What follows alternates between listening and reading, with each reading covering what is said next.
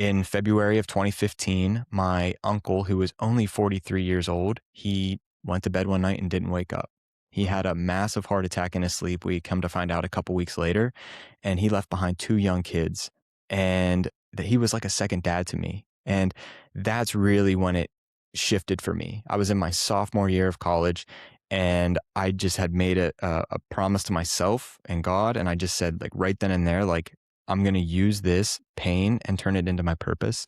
And that's really when it shifted. And so it's been a journey since then, since 2015, the past over decade of experimenting and trying different things and seeing what worked for me, what didn't work for me, cutting out certain food groups, adding them back in, all that sort of stuff. And then when my wife and I had our son 10 months ago, things changed again because we really now understood the importance of nourishing not just ourselves, but a human being that we created.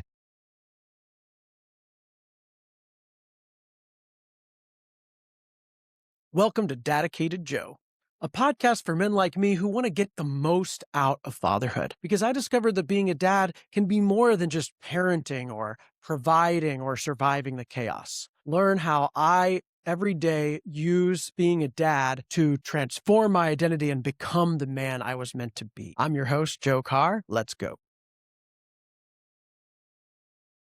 Well, Craig, great to have you on the show. I discovered you. We have a very similar nutrition philosophy and also babies. So I was like, oh, he's talking about health and has a baby. Let's get him on. So great to have you. Thanks for having me, man. I appreciate it. Yeah, what's your background? How did you come to be a health and wellness educator, ancestral health advocate? Yeah. So I think for most of us, it starts because of our journeys. Like, we all have a health problem ourselves. And that's kind of how it was with me. I mean, I started out in college at Penn State. That's where I met my then girlfriend, now wife. We've been married 2 years, and we've been together since freshman year, which was 12 years, almost 13 years ago, which is crazy to think. We both were in like biology classes, science classes together, and we both decided to major in nutrition together. And going into college, like, I was an athlete, and I really knew how nutrition impacted my performance, but no more than that. Like, I didn't really like get down to the nitty gritty of nutrition more than just how it impacted my performance. And really, so starting in college, that's kind of where it started for me, is where it kind of clicked. So we had nutrition classes together, and then for my own personal struggles and like where it really shifted for myself personally, and when I made this a lifestyle and really wanted to help others, in February of 2015, my uncle, who was only 43 years old, he went to bed one night and didn't wake up. He had a massive heart attack in his sleep. We come to find out a couple weeks later, and he left behind two young kids, and that he was like a second dad to me. And that's really when it shifted for me. I was in my sophomore year of college, and I just had made a promise to myself and God. And I just said, like, right then and there, like, I'm going to use this pain and turn it into my purpose. And that's really when it shifted. And so it's been a journey since then, since 2015, the past over decade of experimenting and trying different things and seeing what worked for me, what didn't work for me, cutting out certain food groups, adding them back in, all that sort of stuff. And then when my wife and I had our son 10 months ago, things changed again because we really now understood the importance of nourishing not just ourselves, but a human being that we created. And that's really kind of how it shifted. And, there's things that I struggled with and my wife struggled with, whether that was digestive or skin issues or autoimmunity or things like that. And now we're just kind of in the season of life where we're appreciating all little bits of things of nutrition, and we've changed our modalities over time. But that's really kind of how we got started in this. So you didn't have a particular health challenge yourself. It was, you were an athlete, and then you saw what happened to your uncle, and that really was your wake up call. Yeah, I didn't have like serious, like, full blown autoimmune conditions or anything serious. What I struggled with growing up was getting colds and sick often. Like, throughout elementary school, I missed 30 to 40 days, like the maximum amount of days going into the school year. And that had to do with my diet growing up, standard American stuff, eating fast food, living in a household where my grandparents smoked. There was a lot of things going on. Beautiful, they gave me everything, but it just wasn't the healthiest. It was standard America stuff. So I got sick and colds often. I had digestive issues that I couldn't explain, which, could trace it back to like being IBS, a lot of different things. And then allergies was something that really got me, stuffy noses, things like that. And really, when I started my health journey, when I was in my late teens, early 20s, going into college, I started like experimenting a little bit more. And you could still see like I just had some underlying inflammation. Even though I was an athlete, I had underlying inflammation and I still had some digestive issues, even though I was doing what my university was telling me to do, was to follow the then my plate method, food guide pyramid, back old school stuff. And I was still struggling with an underlying level of inflammation when I would get my levels checked and things like that. But really, since switching some things around, no, like I haven't been struggling with any of the things that I did before. Mm. So you went on this nutrition journey to figure out, particularly after your uncle died, what is the kind of optimal nutrition? You said you tried different things. What did you discover? What did you find? Man, I've tried a lot of different things, and to bust a little bit of myths, I really where I'm at now is really kind of like an ancestral lens, and I mean that in the form of like just eating as simply as I can put it, like eating what's locally and in season most of the time or a good bit of the time. That's not perfect. That's not the world we live in, but that's kind of where I'm at now, is just not fearing animal foods, eating them in plentiful amounts, getting a good amount of protein. And, I've done paleo, I've done the keto, I've done like a vegetarian approach. I've cut out dairy for years. Now I'm including raw dairy into my diet. I'm doing all these things. So kind of where my wife and I are at now is sourcing, I'd say, 30 to 40% of our foods from our local farm up the road. That includes like a whole cow, the raw dairy, the yogurts, the cheeses. They have everything at our local farm. They're awesome. But then we also do, we don't have access to like great grocery stores around here, but we do try to order some foods from online, whether that's Thrive Market or different things like that. And then we just try and place a grocery order and really focus on just doing whole foods, whether that's fruits, vegetables, meats. And then we get our dairy from the farm, like I said. So that's kind of where we're at, and just seeing what works for us right now and seeing what works for our son. Hmm. So kind of, and where are you? You're not in a major city? No, we're in pretty much Amish country in Pennsylvania. So it's all Wow. farmland around us, and it's just Okay. wide open pastures. So you're an example of what you can do with limited resources. Absolutely. Lots of farmland, not a lot of Whole Foods is. None. I think the closest Whole Foods is 2 hours away. Yeah, okay. So you have to order those hard goods on Thrive Market, or I guess you can get our products from the internet, and then Absolutely. try to eat locally. Does that really limit the variety of like kind of tastes and dishes you can make? Are you really kind of using the same 10 ingredients in all different ways? So my wife, being a dietitian, she does all the meal planning. I do all the cooking. I love to cook. I love to make our recipes. I do dinner pretty much every night for the whole family, and she'll make our son's lunches. But we are using maybe the same like on meals on repeat, maybe the same like 20 to 30 meals on repeat, but you can do a lot with, a few ingredients. But we're able to make it work with what we can and can't do. But I think we are able to balance that pretty well. It's not like we're eating just chicken, rice, broccoli every meal. We're doing good, we're making different meals. And on my website, I have a long list of recipes on there, from dinners to desserts, lunches, and things like that, of including a wide array of different meats, different vegetables, different fruits. I'm a big fan of mango. Like, you can't get mango here in Pennsylvania, but like that's my all-time favorite fruit, and it's something I have a huge kick with. But we're able to do a lot of different things, and I'm always a big fan of saying that you can make any recipe healthier than what it already is. And so that's really what we're fans of, is just trying to take, what typically is an unhealthy meal and then healthify that into however we can, just by using better quality ingredients.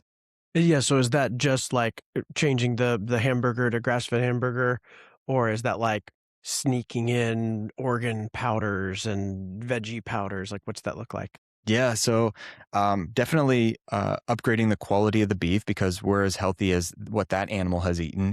Trying to do the 100% grass-fed, grass-finished beef that we can either get here from our farm, or believe it or not, the Walmart here has really good options. So we're kind of blessed that way to get affordable meats and things like that. You just got to look for the right labels and the certifications, of course.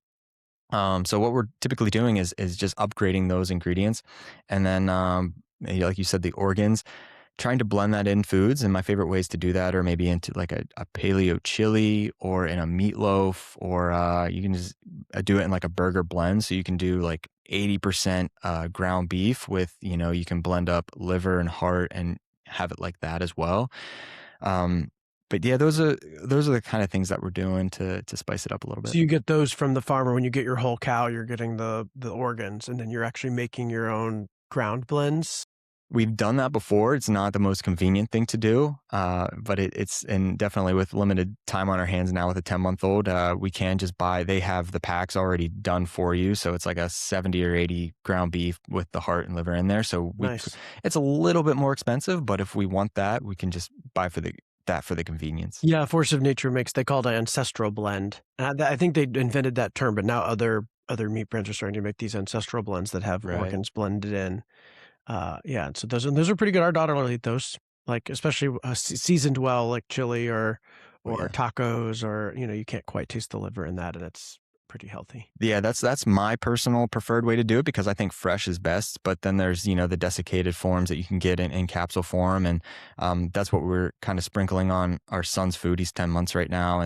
But we do try to sneak in, the liver or the heart of the ground, like the ancestral blend from the farm, and make meatballs out of that for him, mixed with like sweet potato or carrot. My wife makes all those for him. And then, being 10 months old, he's still learning how to do the pincher grasp and everything, and put it into his mouth. He's doing great with it. So that's kind of where we're at. We it's our most requested addition to our pouches. People ask for organ meats like every week. We get people writing and saying, "Can you put liver in one of your pouches? Can you sneak some organs in there?" And it's not widely universally wanted enough for us to do it, but it's like a when, not if. Like we will eventually put Right. organ meat. We would love to have done that from the get go. It's Yeah. just too weird for the traditional consumer, but Right. we did a lot of that on our Cerny Kids blog. We have a recipe for liver bone broth that my wife made. So she'd make homemade beef or chicken bone broth, and then would blend, like boil the liver in and blend it really fine, and then put it through a strainer, and then would put that in a bottle. She would drink that Wow. as part of a bottle that was sent. So it really set that bone broth liver taste in her mouth forever. And she still loves bone broth. She'll drink as much bone broth as we will give her, and we'll still eat the ancestral blends and things. I think that's so important is something that we're trying to do is set that palate young of all these foods, because I think we hear about, picky eaters as kids. And, our son being as young as he is, we haven't experienced anything like that yet, but we've really been trying to just let him explore the foods that we're giving him and give him a wide array of different whole food options. And that's anything, animals and plant foods, and preparing that so that way he can eat it. But yeah, like exposing him to the organs and all these nutritious foods. And people might be like, why would you want to eat those? They're the most nutrient dense foods that we can get with, vitamin A and choline and all the B vitamins and all the things like that.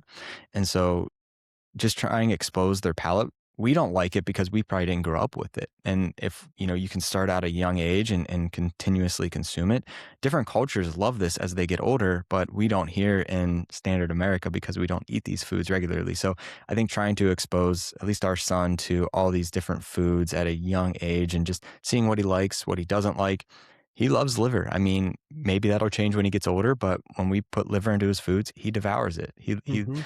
loves it so much. So Babies are real intuitive. We discovered they actually did a study where babies would choose foods that matched their nutritional needs, or if they were a little bit sick, they would like go for the ginger or the bone broth, or they proved that babies have an intuitive knowing of what they need for their bodies, which is pretty cool. I I really believe that. Just me as a dad watching our son, he's eating certain foods one week, and then he'll maybe push him away the next week, and then bring him back in a couple weeks later. Whether that's like the sprouted oatmeal that we have, or he loves yogurt, but one week he might not want the yogurt, and he might want something else. And I think that's just like his intuition, like you're saying, bringing it back, pushing it away. And I think it's important to allow our kids to do that. As well as volume. A lot of parents would they say you measure their they with babies, they would say days, not meals, but at this point, I'm like, it's weeks, not days. It's Hmm. like how much food are they eating in a week rather than in a day or particularly a meal.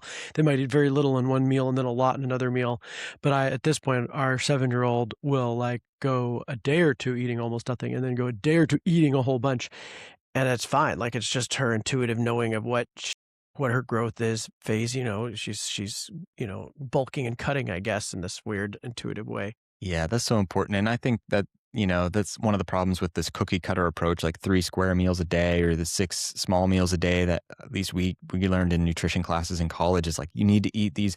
And if you're not, something's going on. And I think there's just an intuition to being a human and living not in a zoo per se. You're living out in the wild or like hunter gatherers, are they going to be doing 3 square meals a day? Probably not. I mean, they want to get in calories and nutrients, but allowing them to just not eat as much one day and then eat enough the next day, it's like that's your intuition and that's how it works in nature. Hmm. Yeah, to wrap up organ meats, I mean, they are literally the most nutrient dense foods on the planet, like ounce for ounce, more nutritious than any other thing you can eat. They do have a strong flavor. I really like the Noble Origins protein powder. It's got a organ blend along with colostrum, collagen, and they have a chocolate and a vanilla. And the chocolate one is stevia sweetened, so it's pretty low sugar. I put that in my coffee every day. Our daughter will we sneak it into pancakes. We put it in her hot chocolate. We'll put it in like milk for cereal. Like we'll just use that chocolate powder. We put it in muffins. You can bake muffins with protein powder. So we use that kind of organ protein mixture with them. And there's some other brands besides Noble that do that. And then they make tablets you can filter out, or you can find ways to cook it or blend it in. But yeah, really any amount you get it all is more than everyone else gets. So I try not to feel guilty for not eating it or serving it more. But it is like if there's one nutrition upgrade to your life, it's like find a way to get organ meats in there. Absolutely. Yeah. What is ancestral health? Tell us about ancestral health. What does that mean?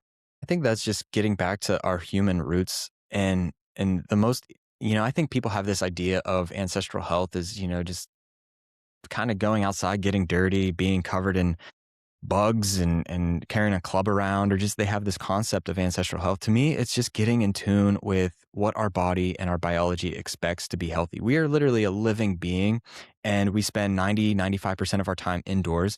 That's not ancestral health. That's modern day living. And that's one of the reasons why we are experiencing so much chronic disease today is because we are not connected with what our biology expects. We need sunlight in appropriate amounts. We need to get out in earth and touch our bare skin to the grass. We need to move our bodies. We need to sleep appropriately. We need to eat a human diet, and that's whole food based, ideally locally in season, or just get in whole foods, void and not as many ultra processed foods. So really to me, that's just what it means to live an ancestral lifestyle. And it's not, not to say, covered in bugs and everything like that. Like there's definitely conveniences here, like living in homes that keep us relatively clean. But then you can swing that too far in one direction of being overly sanitary and overly clean and, all those sort of things. But to me, it's really just getting reconnected with what our human living biology expects. Hmm. Yeah, I think of it as we're essentially domesticated animals. So, like, we're not wild animals. So, like you said, ancestral doesn't mean like living in the wild, like we did for thousands of years. 95% of our history on this planet was as wild people. So this civilization, this domestication is very new to we have so new, call it 10 to 15,000 years, not long enough to have evolved. So you cannot argue that we've evolved our bodies to change to adapt to domestication. Like we are still biologically wild. But if you take just like our domesticated cats and dogs, like a lot of them, they have a lot of wild instincts, but they live comfortable lives. So it's like how do you match a dog's natural? You have to take it for walks and you have to let it Hmm. run, and the food that we choose for them is based off what they would be eating in the wild. If you feed them too much stuff that isn't based on that, they get sick or they get fat or they get, they have issues. So that's kind of like how I think of ancestral health is like if you were to study a wild human and say, how would we replicate what they did in nature, but in a domesticated environment? that's Yep. essentially how we try to live. And when I talk about this sometimes, and you're saying it, I often get the pushback that our lifespan, because we lived that way, or we lived, in the wild, or we were, hunter gatherers, that their lifespan was maybe 30 years old. And the thing about that is that number, that 30-year number, is skewed by infant mortality rates because there wasn't access to acute medical care, or clean sanitary hospitals. Like, we need access to all these life-saving tools that we have. But when you take out that number of infant mortality, oftentimes you go to see these hunter-gatherer cultures, whether that's the Hadza or the Maasai. A lot of them are living well into maybe their 60s or 70s or older age, but the thing that people don't talk about is the health span. They are not suffering from chronic diseases. They're not on 3 or 4 medications at 20, 30, 40 years old. They are living 60, 70 years old, and they are going out to hunt. They're foraging. They're walking a few miles a day, if not more. They are able to spend time with their family. They're not suffering from rates of cancer or dementia like we are here. So yes, they are living old age. They are living into old age, but they are not suffering the rates of chronic health conditions that we are. So Mhm. that's kind of the thing there. Yeah, they were taller, they were stronger, their jaws were bigger, so they didn't have need for braces or dental stuff. There was no dental care. Like, they didn't need any dental care. Their teeth look perfect, like all these bones we dig up. Teeth are perfect without any dental care. So it's so it's a really interesting thing to look at, and I do think it is a framework where, of course, we're not going backwards to return to that, but it is a model for how we could live, and it does seem like we were healthier and probably happier. In studying indigenous cultures that still exist, they're overwhelmingly happier. The level of community and love and support they have for each other. There's no Oh, alienation like we have. no, I mean, even if you look at the blue zones, which, there's a lot that goes on there, it's the community aspect, I think, is really, really big there, is what makes them as healthy as they are. And it's that mental health, that community. And I think that's one of the things that we can take here is getting off our devices mostly and reconnecting with people in person and doing that. That can do more for our mental health and our health in general than a lot of these other things can. Yeah, building community is key. Uh, just talking specifically more, bring it back to diet and health. So, taking an ancestral approach, a kind of wild human diet, how do you replicate that in a modern context? I mean, we can get stuff from farms, but if you're getting from grocery store, how would you do it? The easiest way that I can advise, or just kind of say to do this, is to shop the perimeter of the grocery store for the most part. Like, a bulk of your diet, you want it to be real foods, and you shop the perimeter of the grocery store. You're going to get the meats, the vegetables, the fruits, the dairy. And that's not a perfect solution, but that's 90% of what our diet can be, is doing that. And then I do encourage people to source out locally available foods, because that's where the nutrition is going to be the most dense. They're fresh, right there from your local farms in each state. You can find this differently in each state here in America. But then if you go up and down the aisles of the supermarket, there's incredible options there. I mean, Serenity Kids is a living example of that. Like, there's a way to get great packaged foods that are whole food based. You can flip over the label and you can see all the great ingredients. But then most of it is ultra processed stuff that, we really shouldn't be consuming that much of at all. But the easiest way to do it is just shop the perimeter of the grocery store. And then when you are shopping the center aisles, know how to read a nutrition label, and know what's going in your body there, because that's where a lot of the chronic conditions are coming from, is overeating ultra processed foods. So the perimeters like meats, vegetables, fruits, seafoods, things like that that are whole that you have to cook, you have to prepare. But they're like they look like food. You know what it is. You can look at it You, and tell e- what it is. exactly. Once we go into the center aisle, it gets more dodgy. So, like, what are foods you think should just be totally avoided? Like, when you go into the center, like, are there specific ingredients? Obviously, not all processed foods are bad. So, how do you evaluate a processed food that's in the center store that's not may not even processed, but dehydrated or whatever, like shelf Right. stable? How do you Right. determine whether that's healthy or not? Yeah, I look for just a few simple ingredients, and what's going to make up 90+% of the foods, the ultra processed foods in the center of the grocery store: seed oils, refined sugars, and refined grains. So all these things like that makes up over 90% of all the foods. I mean, that's the commodity crops. Like the corn, which makes corn syrup, which makes all the cereals, the Fruit Loops and all those things. Seed oils are virtually in everything. And then added sugars, which is anything. It's cane sugar. It's all these different types of sugar that literally has over 100 different names on the back of a label. If you can know how to just look for those three ingredients, whether refined grains also comes in a plethora of different names, know how to limit those three ingredients, you're probably going to just by default reduce 90% of the foods in the grocery store. And so if you can just reduce that amount or limit entirely, then you're all but forced to just eat what I call a human diet, is just ancestral eating again around the perimeter of the grocery store. Yeah, it's interesting. You're not saying necessarily never eat flour or never eat corn or never eat sugar. You're saying sort of like if you're trying to figure out what processed foods are healthiest, those are like good telltale signs that they are probably not very, that they're more, hey, I was like, we're talking about, there's ingredients you just don't even know what are. Mhm. So like you're saying first you said simple, so a short list. So if there's more than 5, 6 ingredients already, there's a long list of stuff. It's like, okay, that's a lot of stuff. And then looking for, yeah, what is it corn derivative? Is it wheat or flour derivative? Is it some version of sugar? Or is it some version of a seed oil, which is like vegetable oils, corn oil, soy oil, rapeseed oil, Right. And canola so oil? and so when it comes to those three ingredients, I mean, historically, let's talk about grains, for instance, and flour. Historically, when humans consumed grains or flour, it was by default, it was going to be sourdough bread for the most part. Like when we're talking about bread from the Bible, that was just sourdough bread because it had to be naturally fermented. And not to get too deep into the weeds here, but like our biology, we don't have the digestive tract that maybe a room another animal might, like a ruminant animal or gizzards that would have the ability to digest and ferment the grains internally. Humans have learned how to ferment our foods, ferment our grains externally, because that's an external form of digesting our food and breaking it down so that way we can actually get the nutrition out of that.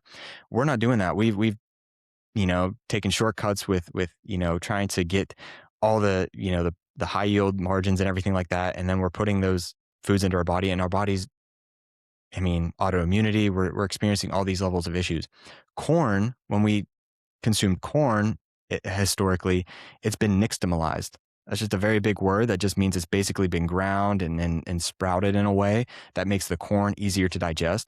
Now we're not doing that today in today's world. We're just going and eating a lot of different corn products, whether that's different cereals and things like that.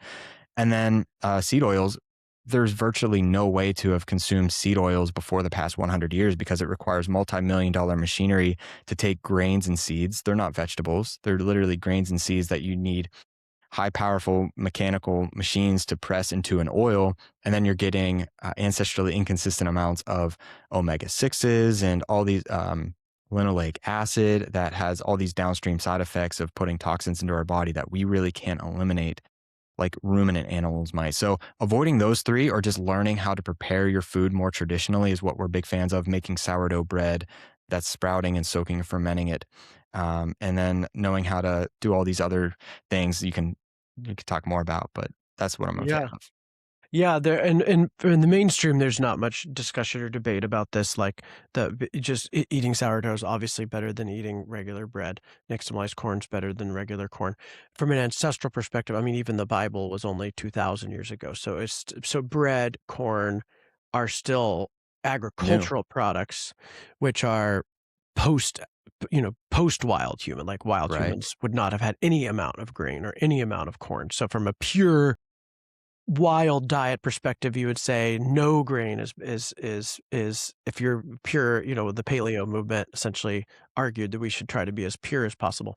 There's been a lot of movement from that to be more practical, and then there's some debate about the health benefits of fermented grains and Hmm. fermented corn, especially if you're comparing one thing to the other.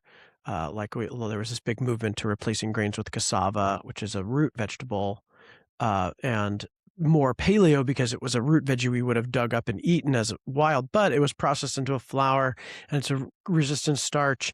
It's actually harder on the gut for some people, and I discovered that nixtamalized corn chips. If I'm gonna eat nachos, which I love, I discovered the nixtamalized corn chips were better on my gut than the cassava chips, as an example. As long as there's no seed oil, so you Right. can get nixtamalized corn chips now, you can get cassava chips, either one. But that was just some trade-offs like that. A lot of the paleo people would just basically not have bread. They tried to make these almond flour breads that Hmm. were not ever like bread. They were like Yeah. the paleo breads. There's the ones that are like close to decent now, but hard on the gut. Like the better the bread was, the harder it was to digest, which is like, what's the point of it being strict paleo if it's hard to digest? Because the whole point is digestion and Absolutely. nutrient absorption. So there's been this big movement back towards sprouted grains, fermented grains, and using some of them, but fundamentally they're not a nutrient dense food. Like they're a tasty food, they're supplement food, they're better than some of the alternatives. But if focusing on nutrient density, like we wouldn't say give it to a baby, right? Like if Right. Right. like if you're trying to like pack as much nutrition per Right. bite into a baby, even sourdough, like, is not something, like, why take up the calorie space with it Exactly. when that could be liver and bone broth and beef and Exactly. spinach and, Yeah. zucchini or whatever. Yeah. Yeah, I'm not entirely convinced that sourdough and the nixtamalized corn is like a staple health food that we should be consuming large amounts of, even on a regular basis. Like, even though we talk about sourdough a lot, that's not something my wife and I do every single day. Like, we'll go months without consuming it or baking it or buying it.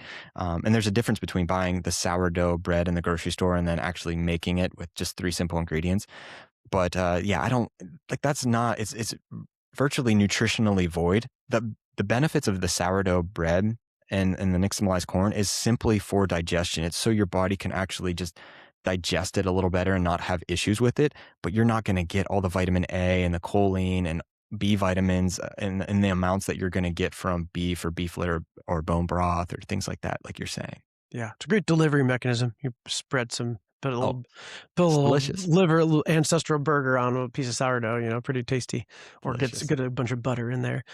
Well, let's talk about dairy, because dairy is another one that was controversial in the paleo movement, because humans we had breast milk, and then we didn't have agriculture, so we weren't chasing down mammals to milk them. Like there Right. was no dairy ancestrally. But now dairy is very popular, and there's an argument for its nutrition, and of course, kids and babies love it. So you talk about dairy in general, and then the benefits of raw, the risks of raw. Yeah, so that was like the biggest trigger food for me growing up. I talked about how I had, underlying levels of inflammation and stomach issues and allergies and mucus. Cutting out dairy, growing up on it, I was consuming all the typical dairies and cheeses, and cutting it out when I was 19 or 20, that was magical for me. Like, I saw a lot of relief from being able to breathe through my nose at night again. I would never be able to, it felt like every night I was never able to go to bed and just breathe through my nose. I was a mouth breather mostly because of that. But when I cut out dairy, and I switched to a plant-based milk, and I was consuming like the coconut and the almond milks for a time being. My wife and I both did. About 10 years ago, we switched to raw dairy after having cut out all dairy for a few years. And I did not notice any of the issues that I grew up with. So with the raw dairy, I was completely fine to handle. And we do 2 gallons between our family, 2 gallons of raw dairy a week.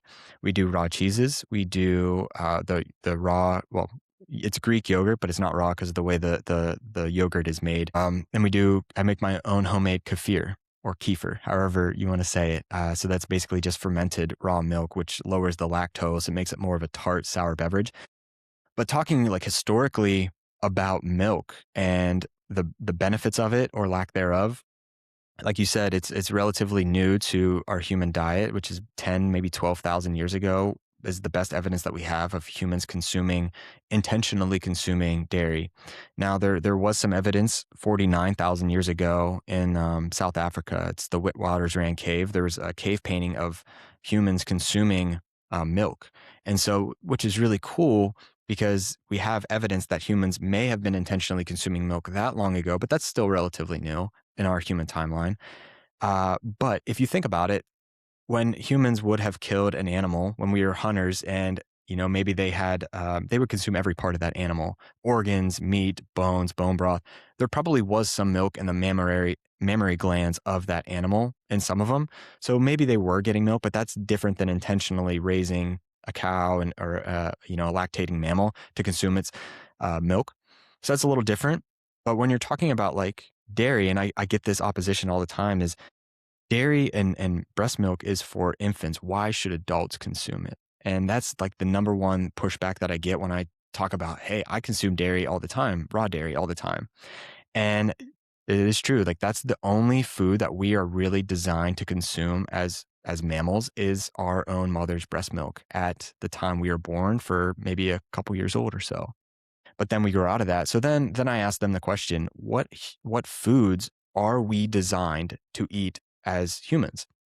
And so meat, it doesn't get put, like animals don't get put on this planet just for human consumption. Vegetables don't get put on this planet for human consumption. The thing with humans is we have found a way to learn how to eat a variety of foods and be able to digest and absorb and get calories and nutrients from the foods in our environment. So dairy is one of those examples. We have found a way to basically herd animals and get nutrition at a period of uh, food scarcity where our ancestors came from. That was amazing. Like they now had access to raw milk, which was all milk before the past 150 years or so. We had access to reliable nutrition that was going to nourish them. That was their grocery store. Like having a herd of animals that you could milk every day, that was their grocery store for them. And same thing with meat and vegetables. We found a way to prepare our vegetables so that way we can digest some of the nutrients from them. We found a way to hunt animals and get the meat and make bone broth. So dairy is really just one way that adults can consume it long into adulthood. And there's ways to do it. I mean, you can make that into kefir, which lowers the lactose, which maybe people can digest a little bit better. And so if you don't do well with dairy, try raw dairy. If you don't do well with raw dairy, you can try raw kefir. And you might be able to digest that. But some people might just not do well with dairy. But for me, adding it back in, it's done wonders. And I'm a fan of it if people want to try it. Yeah, there's just not much nutrition available in the modern food supply. Is the vegetables are, I mean, obviously we talked about grains and cereals, all the processed foods are almost nutrient empty, like there's almost nothing in them. They're just fillers, make you feel full but have no value. And then our vegetables are way less nutritious than they used to be. Like we've depleted the soil so much and we've diminished the variety of vegetable. The plant life we consumed ancestrally was something like 10 times more nutrient dense. And then so meats are still fairly similar. Even conventional meat is better than vegetables. Grass-fed and regenerative meats even better, but all meat's better. And so there is sort of like an argument that's like, well, milk and dairy, it's more nutritious if it doesn't create inflammation, like you're saying, if it doesn't cause congestion or gut issues. Like I get stomach aches from anything, very small amount of lactose will hurt my stomach, but I can eat fermented dairy because it's very, very low lactose. And so I can do the right kind of cheeses and yogurts and sour cream, things like that. But our daughter, we were sort of avoidant of dairy for a while just out of precaution because my wife had a lot of dairy issues. But my wife's basically healed her dairy issues. Like you, she was super congested and stomach aches and bloated, all this stuff. But through a lot of healing, now she's eating dairy, even regular dairy. Mm-hmm. It's generally okay for her, and our daughter too seems to do fine with it. So it's like there's so few foods that we could eat that it's like whether it's ancestral or not, it's kind of like liquid meat. It's got a lot of the benefits of meat in terms of concentrated vitamins and saturated fats and protein, animal protein. There's a lot of controversy around raw. It's illegal in a lot of states. Yeah. You can't buy it in the grocery store. Why are people afraid of it, and why are you not afraid of it?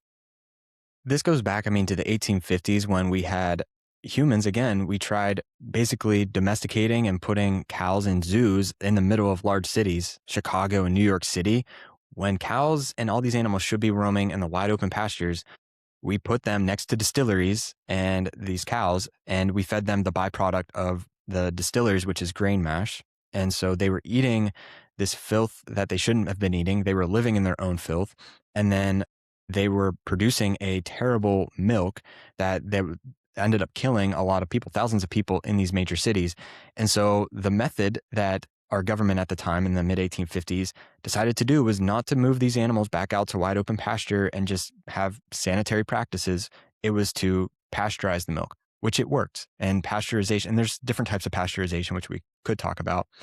It worked to kill off everything, not just any harmful bacteria in there, but it worked to kill off all the beneficial probiotics, all the enzymes, and it even denatured some of the proteins in that milk. So it went from being a nourishing food for most of humans for the past 10 to 12,000 years in its raw form, and that humans didn't have a problem digesting because of all these beneficial aspects, the enzymes, the even little bits of probiotics that are in there that help your gut to digest the lactose, to now being this autoimmune inducing food because of the way that the pasteurization and even the homogenization changes the fat molecules in there and makes them a little bit more autoimmune inducing to certain individuals. Well, over the span of the past 150 years, the types of pasteurization has changed to being a low temp pasteurization. You heat it for a low, maybe like 140 degrees for a half hour. That's a more gentle experience on, it's more gentle on the milk proteins. It's more gentle on the enzymes. But then we've invented ultra pasteurization, which I think was in the 1910s or the 1920s. And you heat it up to 300 degrees for 2 seconds or something like that. And that is so much more harsh on all the enzymes and everything in there. And so I did this experiment on my Instagram channel. I don't recommend anybody do this. My wife was not very happy about this. I had 4 different types of milk and I left them all sit out in my pantry. Raw milk, an ultra pasteurized, and then I think 2 types of pasteurized, like a 2% and a whole milk pasteurized. And I let them sit there for 2 to 3 months. The raw milk smelled fine. It was surprising to me. The raw milk smelled like a kefir. It was like a cheese almost. It was actually quite pleasant. All 3 other milks smelled absolutely terrible. It had mold. They pretty much all had mold on them. And that's because the raw milk had all these beneficial probiotics in there to allow life to proliferate. And that was good life because when you get down to a certain percentage, this lactic acid bacteria producing in the raw milk, this pathogenic bacteria can't thrive in there. So it's really just proliferating all this good probiotics in there. But all this other ultra pasteurized dairy, it didn't have any life in there. And all it had the ability to do was mold and generate bad bacteria in there. So I'm a fan of raw milk because it has all these beneficial compounds in there. And it's worked for me. It's worked to heal a lot of the issues that I've had with dairy, and it's food in its raw form. And the dairy and my last point here, the farm that we go to right here, they are a Raw Milk Institute certified farm. So they go under a lot of different certifications and testing. They small batch test every gallon of milk that goes out before they sell it to ensure that it's low and virtually empty in all these different pathogenic bacteria. And it's a lot safer than a lot of the pasteurized milks in the grocery store for this reason, because the pasteurized milk in the grocery store can legally have up to 10 coliform CFUs per milliliter, I believe is the measurement there. Whereas my farm tested to have 0 coliform CFUs per milliliter. So it can have 10 times less harmful pathogenic bacteria in it than pasteurized milk can legally have in the grocery store, which is wild to me. So I trust my farm wholeheartedly. They go through rigorous testing. Not every farm is like that, but there are certain questions you can ask your farm to see if they're doing the right things, and just go see the farm. Just go see what their sanitation methods are. So people are afraid of raw milk, or they outlaw raw milk because the risk of there being pathogens. So this idea that if you don't boil the shit out of it, it could have bacteria in it. And so you're saying that the way to mitigate that risk is that they actually test for the harmful bacteria and prove that there's none in it before they give it to you, which is more than the grocery store does. They just boil the shit out of it and then hope for the best and don't test it. So you're saying it's actually safer if it's been tested than what you get in the grocery store. It can be, yeah. They test it and it has 0 parts per million of this pathogenic bacteria. And that was actually one method when they introduced pasteurization back in the 1860s or 70s. That was one method. It was pasteurization. And then it was also just testing the milk from these farms. I can't remember the name. I think it was like Real Milk or something like that back in the 1870s, just to test it. But pasteurization won out. They thought that was easier and they thought it was safer, but all you had to do was just test the milk and see if it was pathogenic before you drank it. And You can't buy it in the grocery store. It's still legal. In some states, you can buy it at a farmer's market. Some you have to go to a farm. Some it's like black market and you have to like buy it under the table. So how do people find raw milk if they want to switch?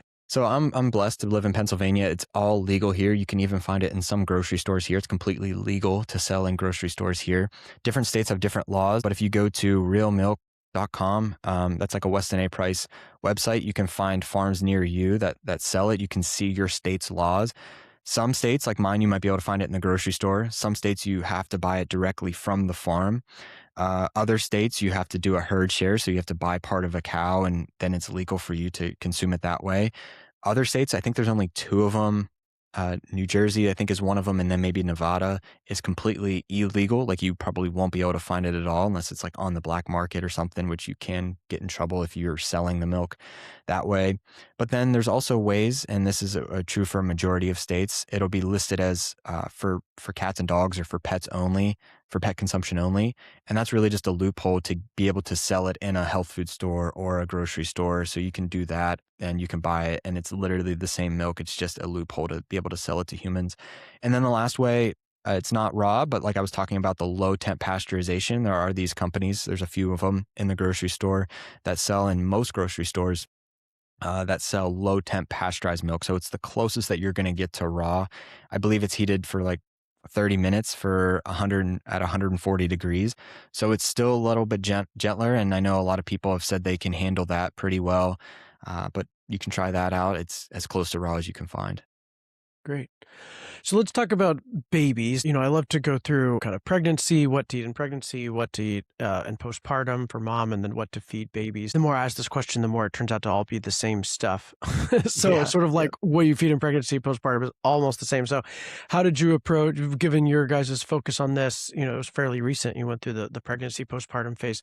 What foods did you focus on feeding your wife during pregnancy and postpartum phases? Yeah. So this actually started before pregnancy because I don't know if a lot of people realize this, but the egg quality and the sperm quality actually can change like 6 months or so leading up to conception. So we were prioritized. My wife wasn't drinking months. We rarely drink alcohol, but like she was really adamant about not consuming any alcohol months, maybe a year leading up to conception, focusing on taking a prenatal months leading up to conception. And then obviously the whole foods, like we already eat a predominantly animal based, I would say, ancestral aligned diet with eggs and meats and raw dairies. And myself included, I don't know if a lot of people think about the health of the male or the sperm, but I was really trying my best to eat a more ancestral aligned diet as well as taking the right supplements, helping sperm health leading up to conception. And then, like you were saying, it didn't really change much throughout pregnancy. Now, my wife did have some aversions and she did have some morning sickness. So we had to kind of, tweak that a little bit. But I think that was also the importance of having all this nourishment build up in her system. So that way, if she wasn't able to eat eggs, for instance, or meat or something that day, she still had all those stores built up in her system from, a year of really just trying to eat all those foods for conception. And so then postpartum was really the same as just eating all those same foods, the meats, the bone broths, which is a really healing food. It has the collagen and the gelatin and all those gut healing compounds in there. That's going to help skin and tissue and regeneration. And so that was really just it for us. It really started a year before conception, the 9 months of pregnancy, and now she's 10 months postpartum and just doing the same things. Hmm. Yeah, it's a similar, like we've said, just nutrient density. So meats and veggies. I sort of say it all day long. Meats and veggies is like the core of the diet, and that's it. I mean, if you and most people want to know what to avoid because the vegans taught and the low fat movement, all these diet cultures taught that the wrong foods matter more than the right ones, and that's not true from ancestral Yeah. and paleo perspective, where it's like, no, it's what you do eat, not what you don't eat. Like you can, as long as you're getting a lot of nutrition, you can have whatever you want. Just don't replace nutrition with low nutrition stuff. But if from a nutrient density perspective, meats and veggies, grains and sugars and seed oils being low nutrition and potentially inflammatory. So limiting those, but like a lot of volume, a lot of snacks, a Yep. lot of, a lot of meat. Yep. Yeah. And it was a great journey for us, and I mean, we really prioritized just eating meats and bone broths and vegetables, and just trying to get all that nutrition in, and for my wife especially, and not fearing the fats. And I told you my story with my uncle dying from a heart attack when he was 43, and I think most people would be like, well, I would definitely avoid the animal fats. I would avoid, animal-based foods. I did the opposite. I went more animal-based foods. I went, whole food based. I didn't eat the burgers and everything with the processed bun and the seed oil, condiments and all that. There's a complete difference in eating the animal-based foods in terms of a whole food based diet and animal fats with a whole food based diet compared to eating them with a standard American diet that's going to have, like I mentioned earlier, the seed oils, the added sugars, and the refined grains. And that's something that we didn't really do during the couple years that we were trying. The year leading up to trying for conception, the pregnancy, and then the postpartum. We really focused on adding as much nutrient dense foods into our diets that we could. Hmm. Yeah, and then blinked for a second. Fats. Let's talk about fat, because fat was so demonized in the 80s. Low fat, low fat, low fat, and now paleo was like no fat's critical. And then we're talking about babies. When we first started the baby food business, or when we started looking for healthy baby food, my wife was like determined that fat was such a critical food for babies, and there was no fat on the aisle. It was 0.01% baby foods had fat in them. It was like no fat on the baby food aisle. And babies need a lot of fat. So talk about fat, why it matters, the difference between saturated, unsaturated animal fats or not. Yeah, what's your Yeah, fat approach? breast milk. How much saturated fat does breast milk have? It has, uh, I want to say it's like 30 to 50%, depending on the breast milk, Yeah. is fat, and Of then the calories, it's about half. Yeah. yeah, and then most of that, or a majority of that, is saturated fat. So right there, it's like our bodies need fat, and we need a level of saturated fat, which predominantly comes from animal-based foods, eggs or meats, dairy. So to say that we should limit it or avoid it altogether, that's outdated thinking. That going back to the early 1900s, when you're talking about Procter and Gamble and Crisco, they invented Crisco, and then leading to the American Heart Association in the 1940s, and then Ansel Keys. Like, there's a long history here of demonizing fat, bad science, and basically sugar companies basically paying scientists to say, like, hey, sugar's healthy, fat is bad. And we saw how that turned out. And so there's a long history there. And then that worked its way into the old dietary guidelines. We have updated dietary guidelines now as of 2026, which is crazy to think that that happened in our lifetime. But going back, I mean, I mean, the idea was because one of the ideas was because fat has 9 calories per gram, which is over twice as many as protein and carbs, which is 4 calories per gram. That if you ate fat, it was basically the same fat on your body. But biochemistry doesn't work that way. And then there was a lot of history there talking about eating cholesterol, eating fat, being the cholesterol that's going to clog your arteries. But biochemistry doesn't work that way. And so basically, babies need more calories, more fat, because they are growing at a rapid rate. And so feeding them a whole food based diet, and if you're feeding them a whole food based diet, that's going to naturally come with fats in it. At least it should, because breast milk does. And then you're going to feed them hopefully meats and organs and bone broth, which is going to have a nice amount of fat in it. That's more calories for them to grow. That's more calories to nourish them, to help their skin, to help their gut, because that's going to help their hormones. Like, fat does so many things. The right types of fat do so many things in nourishing a body, not just for babies, but for adults too. And so that's kind of our approach, is really just feeding our son nourishing fats, nourishing foods. Hmm. Yeah, the studies linking fat, cholesterol to heart disease have essentially all been debunked. I mean, Hmm. it really it's carbs. Like, literally, like, the carbs cause cholesterol to get clogged in the arteries. The cholesterol itself isn't the problem, it's the clogging, the inflammation causes clogging Hmm. from the carbs and heart disease. So I'm not an expert, on my wife's the expert, so I, trust her and people like Yeah. you. But if you could, it doesn't take much research to see that is not true anymore, and yet doctors continually still say fat's bad, salt's bad, and don't talk about sugar or carbs at all. More and more doctors are talking about sugar and carbs now, which is great. On, the having people go keto, or Atkins or whatever, like starting to look at sugars, in particular processed sugars. But like, yeah, if ultimately more fat, less carbs, that's the is the approach for if you have inflammation. Yeah, and typically, I mean, combining the fat with the carbs is it seems to be extra problematic. I mean, how easy is it to, or how hard is it to eat just a baked potato plain? I mean, you're probably not going to eat a ton of that, but if you start mixing even healthy fats with it, like butter and sour cream, you're probably going to overeat that whole baked potato and everything. So that's a way to like just trick the pleasure centers inside your brain to overeat in a way. But yeah, it's definitely like and then there's also a difference between like a sweet potato and then a processed bun that you're gonna get at a fast food joint. So there's levels to that. If you're eating a predominantly whole food based diet with enough protein, enough healthy fats, enough vegetables, enough good fiber, you're probably not gonna overeat a lot of ultra processed foods. You're probably not gonna overeat in general. You're not gonna have all these issues. So that's kind of where we're at. The fat hyperpalatability trick, we use that in reverse with our baby foods. Baby foods Mm, were overwhelmingly sweet and sugary, and one of the reasons was because it's easy to get babies to eat sugary stuff yeah, because it's so palatable. And so just from a sheer volume perspective, baby foods could sell products. The babies would like them, the moms would buy more, they would eat more.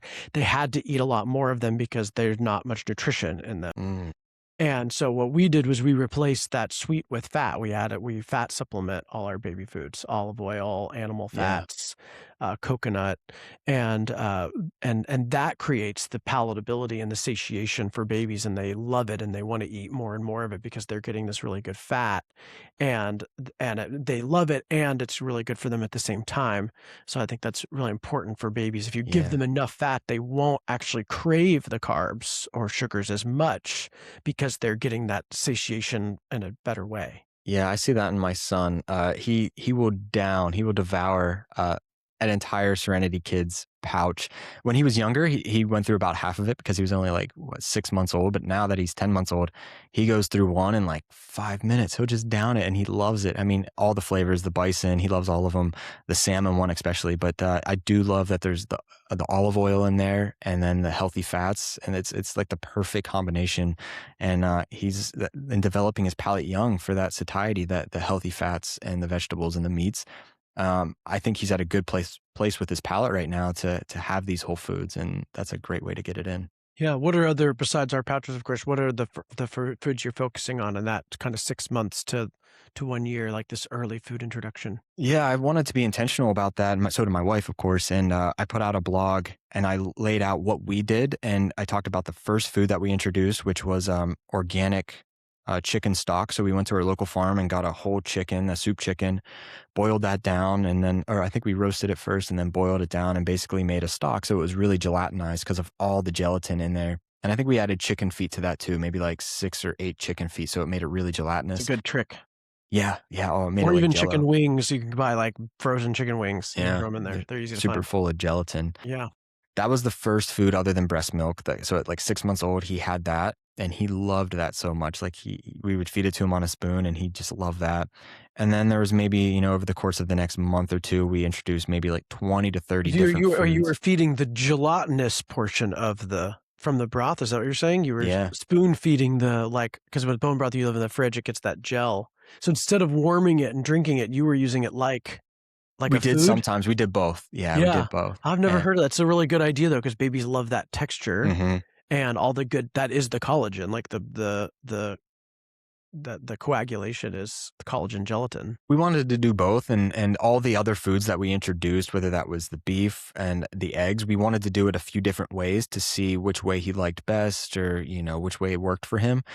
And so we would do that with a variety of different foods up until now. We're still maybe introducing new foods every now and then, but we really were the first, like from 6 months to 8 months, we tried probably 20 or 30 different foods and introduced them and see which ones he liked, which ones he didn't like, and went from there.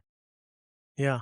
So we starting with broth and the gelatin. So you basically made Jello is what I'm realizing you did. You made like the best possible Jello ever, Yeah. and babies love Jello. And and what kind of finger foods, like what kind of stuff to pick up and eat have you Um, been giving him? so My wife just meal prepped. She does this every week. She'll meal prep and put it in our glass containers. It's meatballs, so it's either a chicken or it's a beef meatball, and to help his iron levels because breast milk doesn't really have much iron. We were doing beef meatballs and cooking those in like a cast iron to get more iron, with sweet potatoes and I think carrots and there might have been sprouted oat flour and something else in there, but it was super soft, and we would just pull those apart in bite-sized amounts.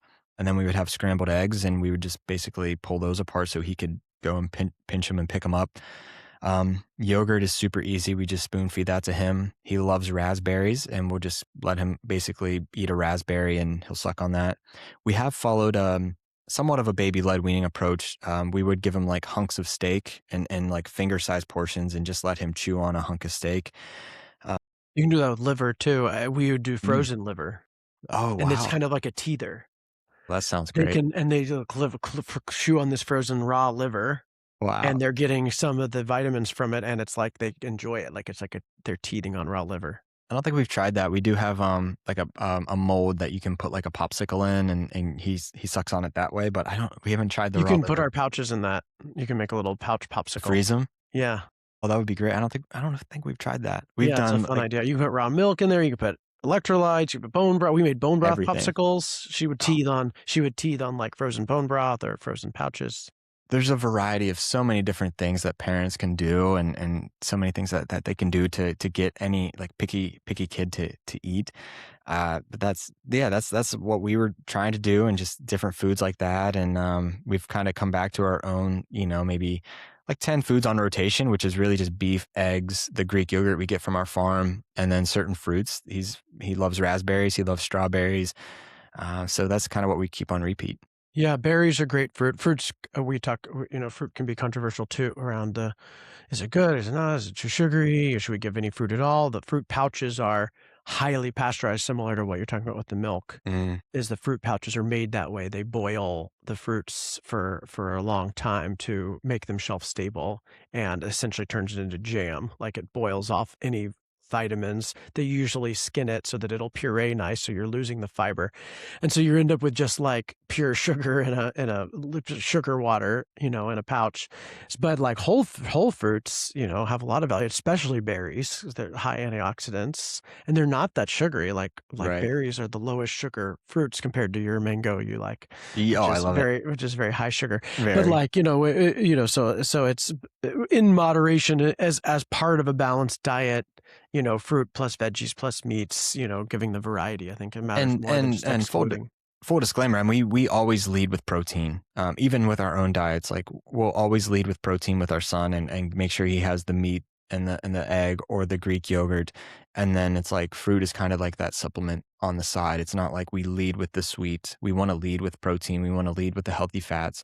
That's the bulk of his calories. That's the basis of his diet, and then the fruit is just kind of like a sweetness on the side. And he doesn't seem to want to overeat that. He listens, like we were talking about the intuition, that satiety. He pushes it away. Like we'll try and give him a bite of raspberry again, and he shakes his head or he puts it away, and we're like, we're not going to force it. And that's we just let him kind of guide us in a way. Yeah. We've talked a few times about the just forming his palate. So talk about the flavor window and what you know about the science around introducing different foods early and what that does. It's crucial. Because I didn't grow up with it. My palate was adjusted to McDonald's and the Sundays that they had and the Big Macs, and there was a lot of different flavors and things going on. I do know that there is a good book called The Dorito Effect by Mark. I think it's Mark Schatzer. I think is his name. And basically, this is why like it's so easy to overeat Doritos or Oreos or Pringles. Once you pop, you can't stop. Basically, it's like you overeat these things because they're hyper palatable. They're the perfect ratio of salt, fat, and then MSG and all these other synthetic and man-made chemicals that trick our pleasure centers inside of our brain to overeat, and you're getting basically no nutrition in a lot of these ultra processed foods. But when you're eating whole foods at such a young age that have the right balance, or just fats, we don't give our sons salt just yet, but like for adults, like the right amounts of fat carbs and proteins and salt, like your body just intuitively knows when you're eating whole foods. It just intuitively kind of knows when to stop, when to, you're not going to overeat whole foods. It's going to be really difficult to overeat like a chicken breast per se. But developing that palate at such a young age is crucial for so many things, because then that develops their palate later on in life. If, all they're eating is sweet foods or, chicken fingers now, that's going to develop them into who they are as an adult. And they're not going to have that taste, that palate for a wide array of different whole foods. So, I mean, just starting them young and exposing them to different foods, but also just keeping those whole foods the foundation, that's crucial. Yeah, they've identified that there's this flavor window, they call it, from it's basically 4 to 18 months long, for starting at 4 months old, though really starting food at 6 months is ideal, but the flavor window opens then. And what they eat during that time essentially sets their palate for life, and they've tied obesity and Yeah. diabetes and other issues in childhood to too much sugar in infancy, which is one of the things that made us so angry about the baby food aisle. Was it Mm, was all sugars, and it was essentially sweet tastes all day long, essentially creating the future sugar addicts and diabetics and yeah. Yeah. obesity.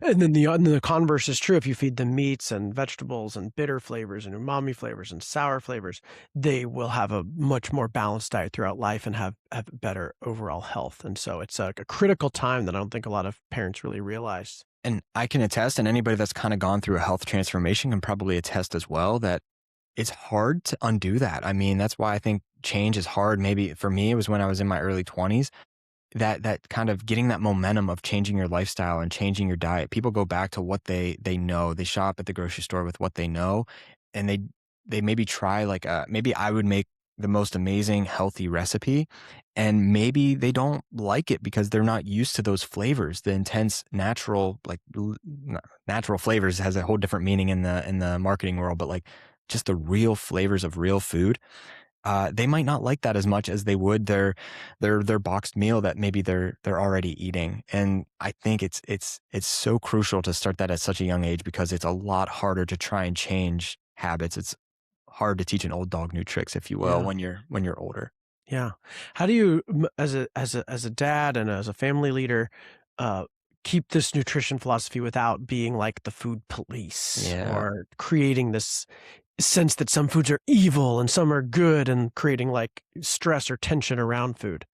Yeah. Yeah. That's something that my wife and I, we're conscious about. And I like to say that we want to create structure in our own home. We want to create the structure here and bring in foods that are going to nourish us here, because society is not doing that. There is access to anything and everything out there. You can go on any street corner and get anything. So our culture is not creating that structure for us. So what we're trying to do in our own home is really just create structure. There's not going to be rules. We just want to provide an overabundance of just healthy foods that are in our own home. So that way, when our kids grow up to be older, that's what they know. That's their normal. And, we'll talk about this more when our kids are older, but when they go out and they have options available to them, we just want to educate them and let them know, like, this is, you can have it, but pay attention to how you feel after. And, maybe if you don't feel good eating that food, maybe it's not the best. And I'm sure that when that time comes, like, they'll understand the importance of just having the structure inside our own home. So I'm not going to tell them what they can and can't have. I just want to be able to be that role model and show them through living my life and eating the foods that we eat, that this is what's possible. And this is what we think is normal and natural and healthy. And that if they want to have fill in the blank when they go out to a restaurant or what have you, that there's a time and a place for that, but you don't need to like grow up with restriction or like having that restriction mindset. It's just knowing that this is what you have access to, and you can have that too if you want Yeah, it's great. Well, I'll have to have you on in a couple of years, when you have an it. older kid, and see how that works out, and what else you learn. But really appreciate all the research you've done and all the intentional time you've taken to understand this for your family and then share it with the world. And it's very confusing to know what's healthy and what's not out there. And so it really helps to have people like you like distill that down for us and keep it simple and educate. Yeah, thank you, Joe. I appreciate you having me on and telling your audience and the world about this because it's something that's become a big passion of ours over the past decade and especially the past year with our son and just learning this whole new world of being a dad and learning how to care for another human and putting all the things that I've learned over the past decade and hopefully teaching it to him through how I live my life and then just putting it into practice. It's the biggest blessing, and I'm just so grateful to be able to share this with your audience and with everybody. Mhm. Yeah, it's great. Well, thanks so much for coming on. Everyone, please subscribe to my channels. It really helps me reach more dads. And drop in the comments your favorite way to eat organ meat or how you're going to try it today if you don't eat it today. And please share this with dads in your life and stay dedicated.